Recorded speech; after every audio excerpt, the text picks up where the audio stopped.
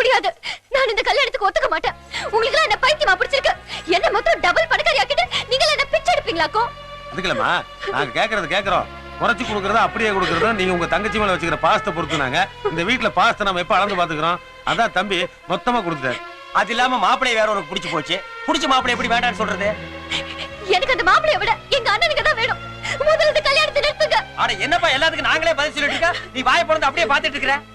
இல்ல மாமா, தங்கச்சி இது வரைக்கும் அழுததே இல்லையா, அதான் அசந்து போய் பாத்துட்டு இருக்கேன். அதுதான் கூட அழகா தான் இருக்கு. ஏப்பா ரசிக்கிற நேரமா இது? அப்படி கேளுங்க. வாங்க, நீங்களே தான கூட போனீங்க.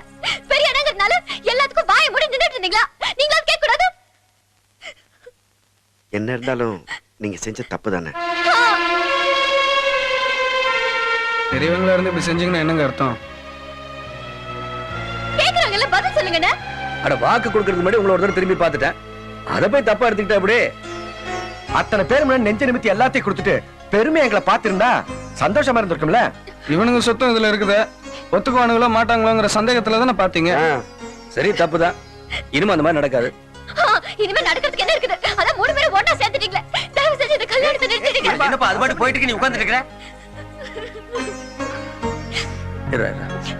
ராசமணி, 10 பேருக்கு முன்னாடி வாக்கு கொடுத்துட்டேன். அது நடக்கலைன்னா ஊருக்குள்ள தலைநிமிர்ந்து நடக்க முடியுமா? யோசிச்சு பாரு. ஏமா, நாங்க வசதியோட வாழ்றது முக்கியமா இல்ல மான மரியாதையோட வாழ்றது முக்கியமா? சொல்லு. பிடிவாதம் பண்ணாம கல்யாணத்துக்கு ஒத்துக்கமா? முடியாது. மாமா, மாமா, நீங்க தான் இந்த வீட்டுக்கு பெரியவங்க. நீங்களா எடுத்து சொல்லக்கூடாதா? நீங்க வேடிக்கையா சொன்னா கூட அப்புறமா அவங்க இதை யோசிச்சு பாப்பாங்க. சொல்லுங்க மாமா. நான் என்னமா சொல்றது? இன்னும் குடுக்கறதுக்கு இல்லையேன்னு வருத்தப்படுற குடும்பத்துல பிறந்துட்டேன். அப்புறம் கொடுத்தது போய் எப்படிமா திருப்பி கேட்க முடியும்? அப்போ சொத்து காசுப்படுற குடும்பத்துல போய் என்ன வாழ சொல்றீங்களா? சேச்சே, நான் கூட முதல்ல அப்படிதான் நினைச்சேன். ஆனா அவங்க நம்மளோட வசதியான குடும்பம். நிச்சயமா சொத்துக்கு ஆசைப்பட்டு இப்படி கேட்டுக்க மாட்டாங்க. பொண்ணு கொடுத்து வாங்குறதுல இதெல்லாம் கௌரவ பிரச்சனைமா? நிறைஞ்ச சமையல வாக்கு கொடுத்தாச்சு. இப்ப மாத்தி பேசினா மரியாதை போயிடும். அப்புறம் எப்படி உடனே சந்தோஷம் வாழ முடியும்? ஆமா, வாழறாங்களா? வாழறாங்க நல்லா. இருக்கிற சொத்தெல்லாம் எனக்கு கொடுத்துட்டு அப்புறம் எப்படி நல்லா வாழ முடியும்? நல்லா வாழ்வோமா, நல்லா வாழ்வோம். ஏன்னா எனக்கு 2 கை இல்ல 6 கை. வாங்கண்ணே, இத பாருமா. இந்த வீட்டுல நடக்க போற முதல் கல்யாணம் என் கண்ணு இல்ல, கண்ணு கலங்காம சரின்னு சொல்லுடா. உனக்கு இந்த அண்ணனுக்குலாம் வேணும்னா நீ சரின்னு சொல்லி ஆகணும். சரின்னு சொல்லு சொல்லுடா.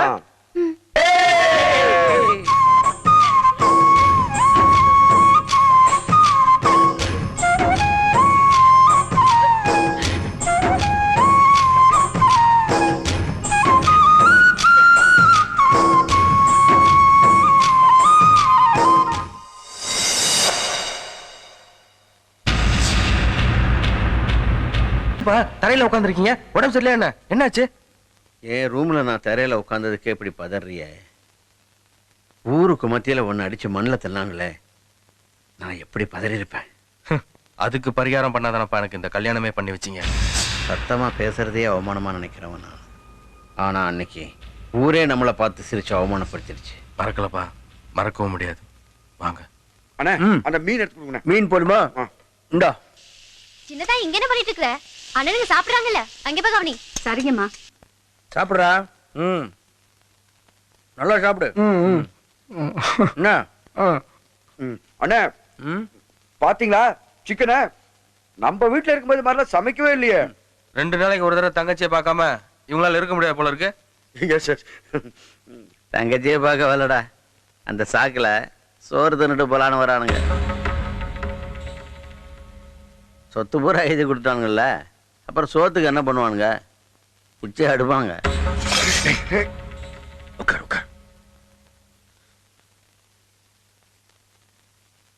இவனுங்களை பிச்சை எடுக்க விட்டா நம்ம கௌரவம் என்ன ஆறுது?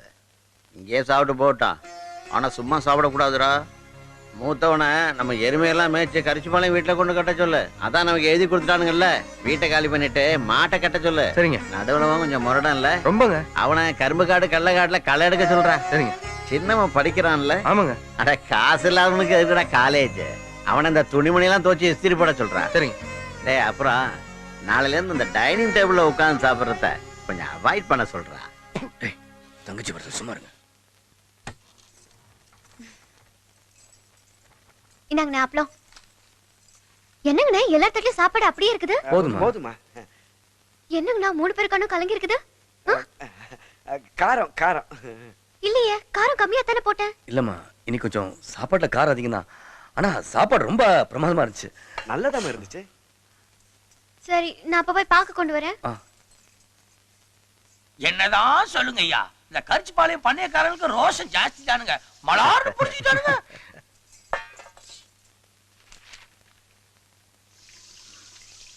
நாங்க போயிட்டு வரோங்க.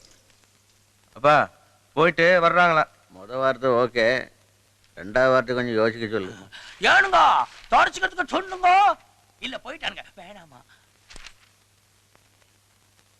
இன்னாங்கண்ணே பாக்கு. அப்ப போயிட்டு வரங்கண்ணே.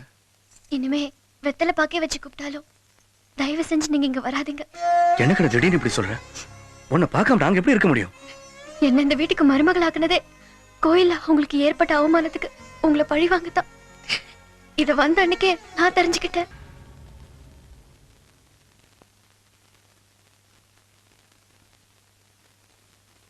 நான் ஒத்தையா பிறந்தவ மொத்தமான குடும்பத்துல வாழணும்னு ஆசைப்பட்டேன். அதான் எங்க அப்பா தடுத்து வந்துட்டேன். மாமா, ஓ அண்ணிய நம்ம கூட்டம் அந்த அண்ணன் பிடிக்கல போல இருக்கு. திருப்பி கொண்டு போய் விட்டு வந்துடலாம் வாங்க. திருப்பி கொண்டு போய் விட்டு வர்றதுக்கும் புடிச்சிட்டு வர்றதுக்கு அது என்ன பாம்பாடா? பொண்ணு அதுவே போக மாட்டாங்குது, அப்புறம் மனசாட்சி இல்லாம நம்ம எப்படி கொண்டு போய் விடுறது? அப்படி சொல்லுங்க மாமா. என்ன சும்மா உட்கார். டேய், ஐயா, ஒண்ணு கொண்டு போய் விட்டு வர சொல்லுங்க, இல்லைன்னா உள்ள வான்னு கூப்பிடுங்க. உள்ள வேணா சும்மா வந்துட முடியுமா? தாலி கட்டாம ஒரு வயசு பண்ண எப்படி உள்ள கூப்பிடுறது? தாலி கட்டுறதுக்கு என்ன பெரிய டேம் கட்ட நேரம் ஆகுமா? கோயிலுக்கு கூட்டி போய் ஒரு மஞ்சள் கைது எடுத்து கழுத்துல கட்டினா சரியா போயிடுது. தம்பி வண்டி கட்டுற. கோயிலுக்கு தானங்க மாப்பிள? தங்கச்சி வீட்டுக்கு.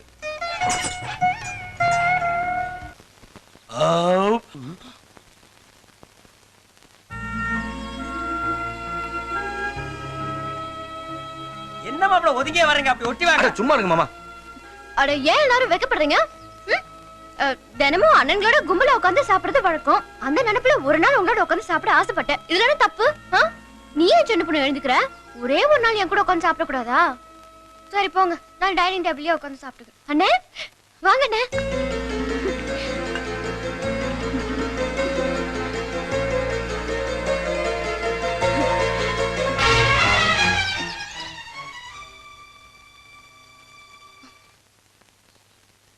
தங்கச்சி ஓகே.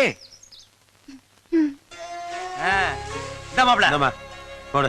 ஓடு ஓடு. அண்ணா வழக்கமா பொண்ணு ரைட்ல இருக்கணும். ஏன் பொண்ணு லெஃப்ட்ல நின்னா தாலி கழுத்து விட்டு ஓடி போயிருமா? டேய், நீ காலேஜுக்கு போறது பொண்ணு லெஃப்ட்ல நிக்கணுமா ரைட்ல நிக்கணுமான்னு கத்துக்கிறக்கா? அடுத்தது ரெடி பண்ணிட்டு இருக்காப்ல இல்ல? ஆஹா, தம்பி சொன்னா சரியா தான் இருக்கும். சும்மா இருங்க. என்ன அம்மா பாத்துட்டு நிக்கிறீங்க? ஆசீர்வாதம் பண்ண மாட்டீங்களா?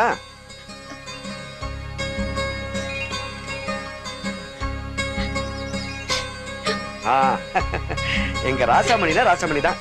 கரிச்சிபாளையம் பண்ணையக்காரரு கல்யாணம். பாவம், ஒரு கெட்டி மேளம் கூட இல்ல. கையாவது தட்டுங்களேன்டா. சத்தம் போடாம தட்டுங்கடா.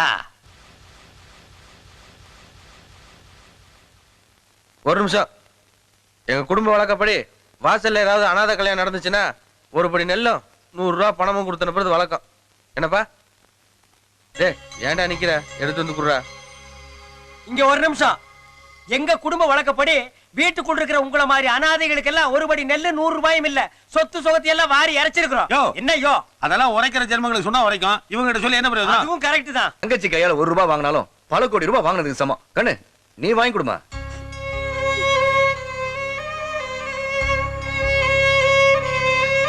வருத்தப்படாத கண்ணு, நீ என் கல்யாணத்துக்கு மொய் எழுதும்ல, அப்படி நினைச்சுக்கிற. வாங்கி கொடுமா.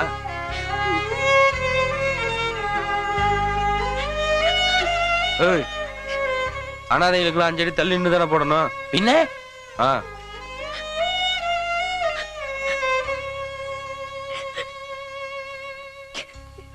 Lakshmi,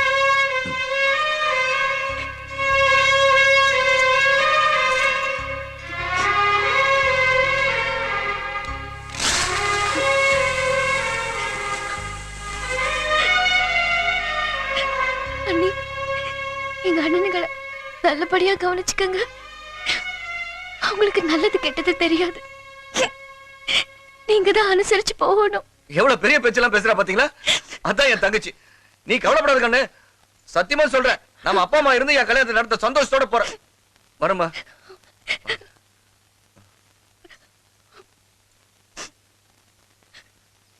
This is wrong. You show yours. What? இன்னைக்கு ஒரே இடி பார்ட்டி பஞ்சர் ஆகுது பார். ஆமா, அன்னைக்கு இதத்தான் சொன்னேன். உனக்குதான் பஞ்சு பஞ்சா போச்சு. அன்னைக்கு வேறடி, இன்னைக்கு பஸ் ஸ்ட்ரைக். பாவ பார்ட்டி 7 கிலோமீட்டர் நடந்து கழிச்சு டயர்டா வருது. சோ ஒரே இடி பார்ட்டி மண்ண கவரம். ஓகே.